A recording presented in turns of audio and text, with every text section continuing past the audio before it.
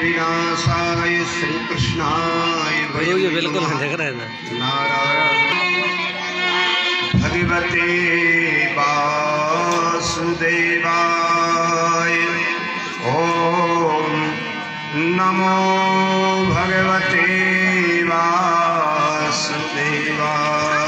ओम नमो भगवते वासुदेवाय। ओम नमो भगवते वासुदेवाय। ओम नमो भगवते वासुदेवाय। ओम नमो भगवते वासुदेवाय। भगवान नारायण की वांगमयी प्रतिमूर्ति श्रीमद् भागवत महापुराण। भगवान शिव पार्वती, श्री हनुमान जी महाराज, भगवान राम लक्ष्मण नवग्रह देवता और इस पावन पुनीत धराधाम बेलखेड़ी चौराहा के देवी देवता, भगवान की रसमयी कथा के मर्मज्ञ रसिक जन, रस रसवर्धनी कथा के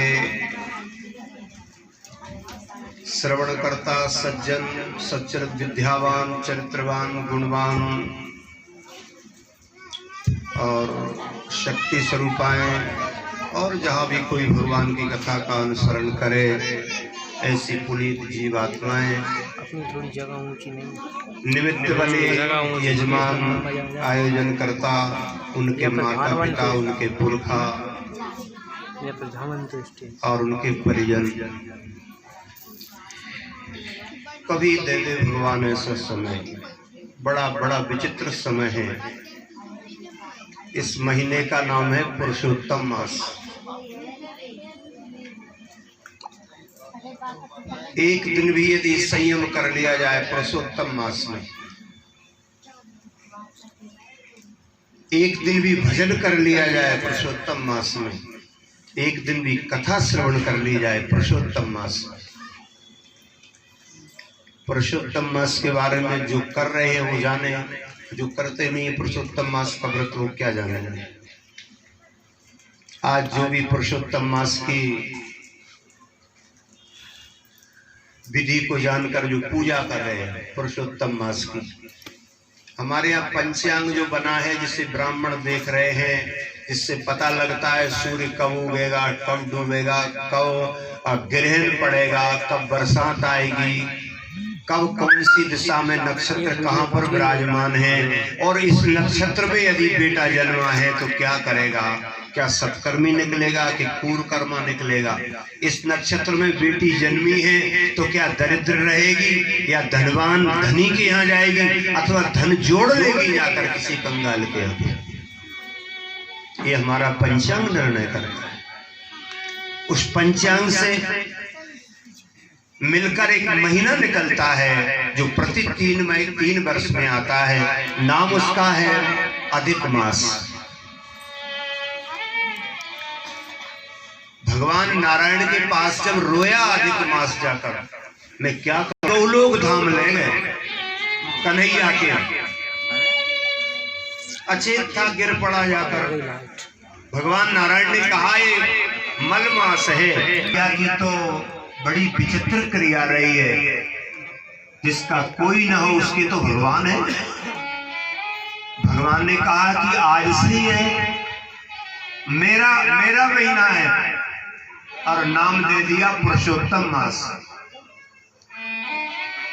आज से जो पुरुषोत्तम मास में भोर ही सूर्योदय से पहले ब्रह्म मुहूर्त में, वैसे तो हमेशा समय है जागरण करने का, तेज को बढ़ाने का, तपस्या का, सूर्योदय से पहले जागरण करिए। परंतु चलो ठीक है, ना कर पाए तो पुरुषोत्तम मास एक ऐसा मास है, एक महीने में ही 3 साल में जो कुछ बन गया हो बन ही जाता है।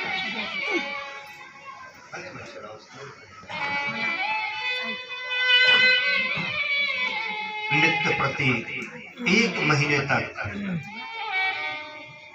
कहीं अधिक मास में स्नान कर ले, और श्रद्धा बन सके तो थोड़ा भजन कर ले, श्रद्धा बने तो थोड़ा दान कर ले, श्रद्धा बने तो थोड़ा जाप कर ले। 3 साल में जो बन गया है उसका पुरुषोत्तम मास में कई भगवान पुरुषोत्तम की कथा और हो जाए, ये बड़े सौभाग्य की बात है। और हम तो बार बार आपके लाडले पटेल श्री भगवान सिंह जी को धन्यवाद देंगे। अभी आषाढ़ में कार्यक्रम हुआ था, भागवत का पाठ किया था, दोबारा भागवत कैसे हो रही नहीं बोले, वो तो भागवत तो वैसे ही भागवत होगा, पाठ हो गया, ठीक नहीं रहा। कैसा अनुराग है, कैसी क्रिया है, कैसा धन है इनका, कैसी मनोवृत्तियां हैं, कैसी बहुएं, कैसे बेटा है। 1 साल में 2 बार भागवत हो रही। भगवान कन्हैया जब गोपियों से बिछुड़कर चले गए थे तो रोई थी गोपियां, और उन्होंने कहा था श्रवण मंगलम भूरिदा जना, वे बहुत बड़े दानी हैं जो कथा करवा दें। कौन है दानी? जो कथा करवा दे। क्यों? तुम्हारी कथा उन जीवों को जो आपके हैं, जिन पर नाना प्रकार के संकट बीत रहे हैं, जिनके जीवन में चित्तवृत्तियों में जिनके पाप के अवशेष, जिनको क्रियामन प्रारब्ध सुख से जीने नहीं दे रहे हैं, हे नाथ वह तुम्हारी कथा कहीं सुन नहीं तो उनका जीवन अंधकार से उजाले की ओर चला जाता है। इसलिए हे गोविंद, वे बड़े दानी हैं जो आपकी कथा दान करवा देते, श्रवण करा देते। ऐसे पुरुषोत्तम मास में आपको 7 दिवस ऐसे मिले हैं, आप तो कर रहे हो उस पुरुषोत्तम मास की व्यवस्था, और उसमें ही भागवत की कथा 1 से 3 में रहेगी कथा, 12 से पूजन का क्रम होगा। मैं तो बार बार इस परिवार को धन्यवाद दे रहा हूं, और आपको भी धन्यवाद है, इस परिवार को पूरे को। जहां मैंने जब देखा, जब कथा हुई है तो यहाँ ऐसे ही खचाखच मामला मिला है। आज तो खैर पहला दिन है इसलिए, मगर फिर भी भागवत की कथा श्रवण करें, अपने जीवन को, अपने पितरों को, अपने पुत्रों को, जो चले गए उन्हें और जो आगे आने वाले उन्हें, और स्वयं के जीवन के कल्याण के लिए श्रीमद् भागवत एक औषधि है, एक दवा है। श्रीमद् भागवत की कथा उन दुखियों के दुख को मिटाने की एक जड़ी है।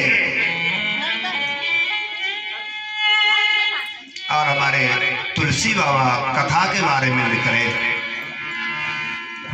कथा के बारे में लिखा उन्होंने,